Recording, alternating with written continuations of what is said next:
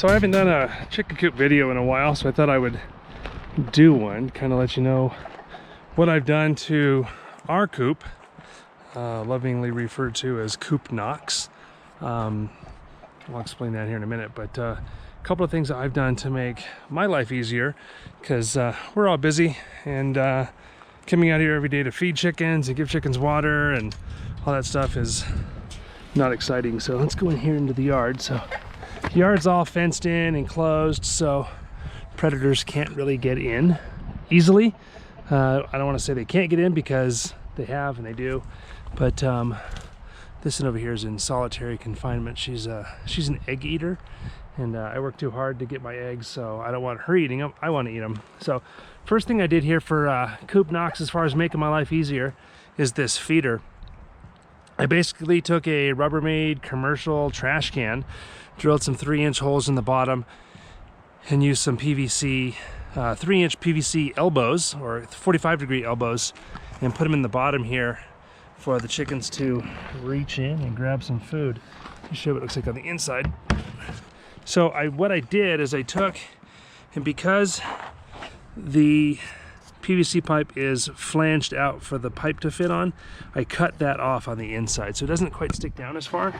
But what I did is here's some food, and cut the hole, pushed the PVC 45-degree elbow in, siliconed it just to hold it into place, so then when you dump your chicken feed in, it doesn't all come spilling out the end of a hole.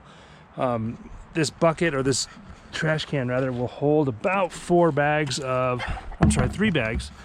50 pounds. So about 150 pounds of food will fit into that trash can feeder. So I've got 4 little outlets for them.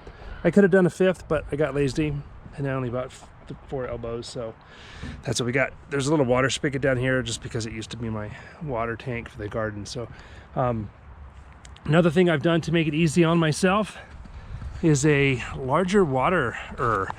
This one happens to hold 12 gallons of water. It's got 3 little nipples, if you will, and the chickens love red, so they go after this and they peck at it, and water comes there and they drink it, and they're cool.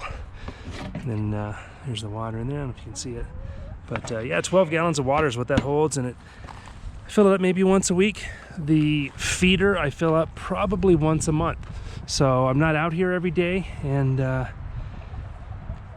chickens are happy. They're all well fed and healthy and in solitary confinement. That one over there, she's got a regular type of waterer, which it's just one chicken. That one holds about 2.5 gallons, I think. So I don't have to fill that one up very often either. So she's got her own coop, and she's happy. Feathers are growing back in, because you can see where she was when she was sitting there eating the eggs. The other chickens weren't happy about it either, and were pecking at her back. So a few weeks should be all feathered out. So let me show you what we've done to the coop itself over here. So it's got the corrugated roofing all around it and a little hole for the door. I need to kind of clean that up a little bit, but let me show you what the coop looks like. So for the coop, I've got, like I said, corrugated roofing all around it. The roof is corrugated metal, so it's nice and protected. It's vented, so the airflow is good in there. You can kind of see it spaced up. I did put wire over the top so that if a critter or a predator did want to try to get up there, he couldn't get inside to the chickens. I did decide to put a gutter on there which drains into that bucket, so I catch the rainwater. And again, everything's corrugated roofing. The nesting box is nice and accessible. Got a nice little lid here. Open up. There's a chicken hanging out, but I got 3 nice little nesting boxes. It's because it's up high enough and the siding is all metal, nothing can really get up and get into the nesting boxes unless they do it from the inside. One thing I learned from past coops was that cleaning these nesting boxes is a pain. So what I did is I put on the bottom, I hinged it. So there's a hinge here and a hinge down there, and there's 3 wing nut and bolts. And what I do is I can undo these 3 wing nuts, whole bottom will drop, and I can just scrape everything into either a wagon or a wheelbarrow or whatever and clean the nesting boxes out that way. Makes it super easy. Let me show you what the inside of the coop looks like. So because I'm a former door guy, I've got a commercial door on here that came in wrong for a customer, so I've got it, and I've got locks, so there's a lock on there, of course. Of course, there's a door closer because you got to keep the door closed. But this is the nesting ladder, if you will. Just made out of 2x3s on the rungs, and the top two parts up at the top here, let me go inside. The top two pieces, that corner and that corner, it's just one screw that holds those in. So if when I need to clean this out, which is soon, all the chicken poop, I can just take this whole ladder out, just undo 2 screws, pull the whole ladder out, and clean it. A lot easier than trying to work between the rungs. And then the other thing I did for convenience is I've got an electronic door. So this door at 5:30 in the morning raises up with this motor. At 6:30, I want to say, in the evening, it closes. And it's nice and weighted, so a predator can't lift that up. And then, so I've got my power supply up here, dusty as heck, and then a timer. So there's my timer and my motor controller, and then just a regular power supply that controls my motor. So it's just a 12-volt little power supply, pretty easy. And then, of course, I've got my predator scoreboard of who I've caught and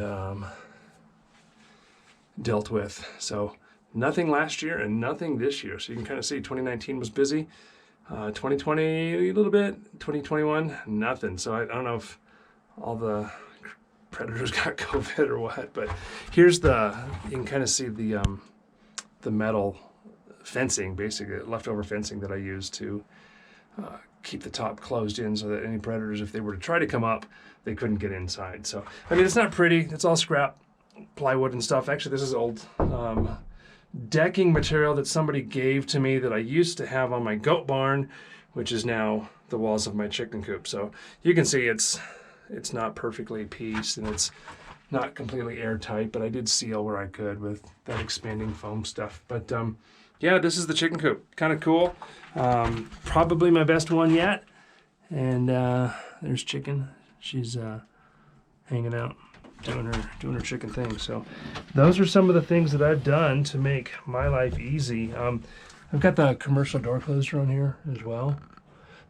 So what I did is I actually took and put a little climbing wall piece on there that I can prop and with a piece of rebar and hold that open for when I clean it out. I can drop the door down, clean everything out, and leave everything open. So closes, latches, make sure it's not locked, and then yeah, that's it. Pretty much predator. I don't want to say proof because nothing's predator proof. And yeah, that's the Coop Knox. Best one I built so far. And then this is the coop for I call her Gertrude because she's an old lady and she eats eggs. There she is. She's pretty though. So she's got her own coop. This used to be the nursery coop. So when we had babies, this is where we'd either hatch them or we would get baby chicks from the store and put them in here. So a couple old disc brakes just for decor. So but that's the chicken coop situation out here at the herning compound. I'll put the link to some of the items that I've used in this setup below the video. But if you have any questions, just let me know in the comments. Be sure to like and subscribe. So there's a chicken over there drinking out of the drinker. See how they peck? I'm gonna see if I can go around. They peck at those little red things and then they get water out of it and take a little drink. Don't have to fill it up as much. It's kind of nice. So again, let me know if you have any questions, and thanks for watching, and we'll catch you on the next one.